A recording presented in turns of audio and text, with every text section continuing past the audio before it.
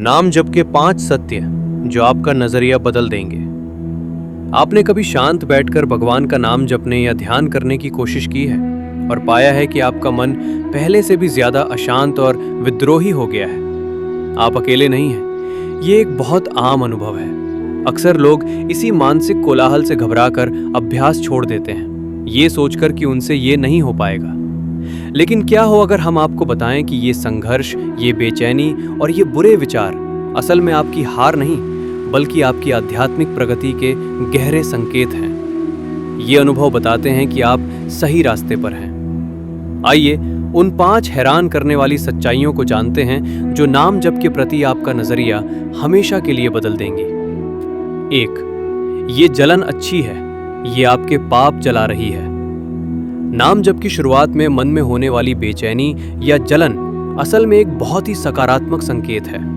इसे एक शक्तिशाली दवा की तरह समझें। जब हमें कोई गंभीर रोग नष्ट करवाना होता है तो हम कड़वी से कड़वी दवा भी खाते हैं, भले ही वो शरीर में गर्मी पैदा करे।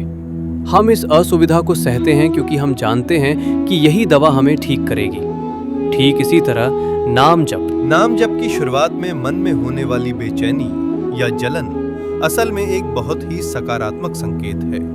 इसे एक शक्तिशाली दवा की तरह समझें। जब हमें कोई गंभीर रोग नष्ट करवाना होता है तो हम कड़वी से कड़वी दवा भी खाते हैं, भले ही वह शरीर में गर्मी पैदा करे। हम इस असुविधा को सहते हैं क्योंकि हम जानते हैं कि यही दवा हमें ठीक करेगी। ठीक इसी तरह नाम जप की यह शुरुआती जलन हमारे भीतर जन्मों से जमा हुए पापों और नकारात्मक कर्मों के रोग को जड़ से खत्म कर रही है। यह प्रक्रिया उन चीजों को जलाकर राख कर देती है जो हमें लंबे समय से कष्ट दे रही थी। सबसे महत्वपूर्ण बात यह है कि यह जलन हमेशा नहीं रहती। यह एक अवस्था है जो बदल जाती है। यदि आप इसे धैर्य से सह गए तो यही जलन धीरे धीरे प्रभु के लिए एक गहरे भावनात्मक रुदन में बदल जाएगी। हे प्रभु, आप कब मिलोगे? 2.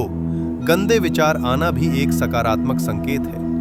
यह बात सुनने में थोड़ी अजीब लग सकती है, लेकिन अगर नाम जप के दौरान आपके मन में गंदे या नकारात्मक विचार बढ़ गए हैं तो यह इस बात का सबूत है कि अभ्यास काम कर रहा है। यहाँ दृष्टिकोण में एक सूक्ष्म लेकिन शक्तिशाली बदलाव की आवश्यकता है।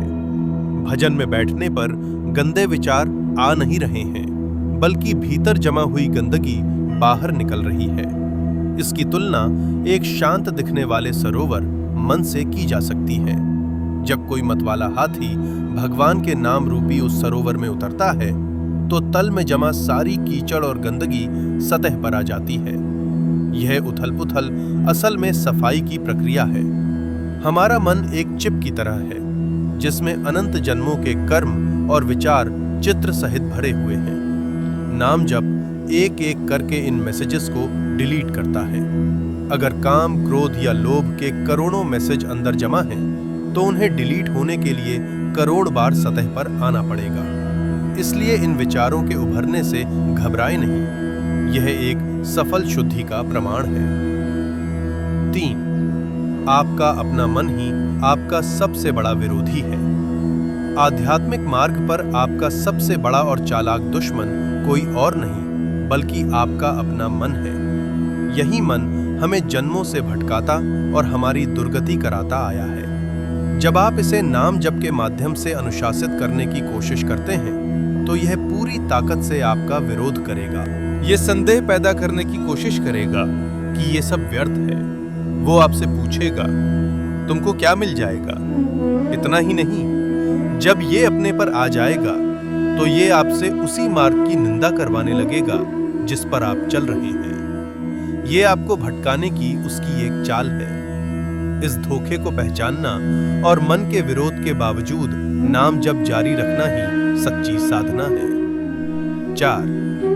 जीवन की भागदौड़ में अक्सर ऐसा होता है कि दुनियादारी के कामों की वजह से हमारा जप का नियम टूट जाता है। ऐसे में अपराध बोध महसूस करने के बजाय एक बहुत ही सुंदर समाधान अपनाया जा सकता है। इसे ऐसे समझें, जब आप पूरी सब्जी या खीर बनाते हैं और उसे पहले ठाकुर जी को भोग लगाते हैं तो वही भोजन प्रसाद बन जाता है। उसे ग्रहण करने से न केवल आपकी भूख मिटती है, बल्कि आपको कृपा भी मिलती है और आपके दुखों का नाश होता है।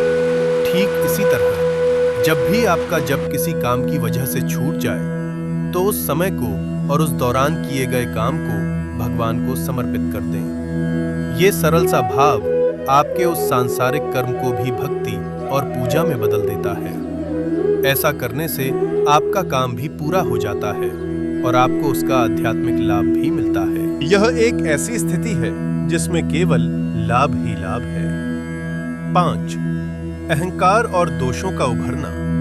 अगर साधना के दौरान आप अचानक अपने भीतर अहंकार, मोह और दूसरे दोषों को उभरता हुआ पाते हैं, तो इसे अपनी विफलता न समझें। यह शुद्धि की प्रक्रिया का एक स्वाभाविक और अपेक्षित हिस्सा है।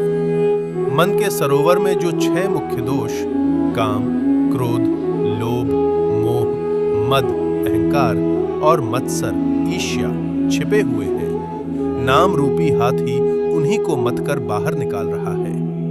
आपको लग सकता है, मैं 10 महीने से नाम जप रहा हूं, लेकिन मन में वही पुरानी गंदी बातें आ रही हैं। यह असफलता नहीं है।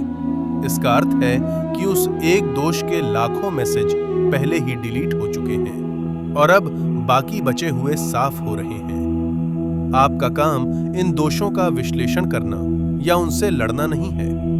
आपका काम बस श्रद्धा के साथ नाम जप करते रहना है।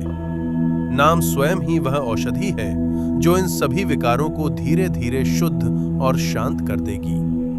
नाम जप का मार्ग अक्सर विरोधाभासी लगता है।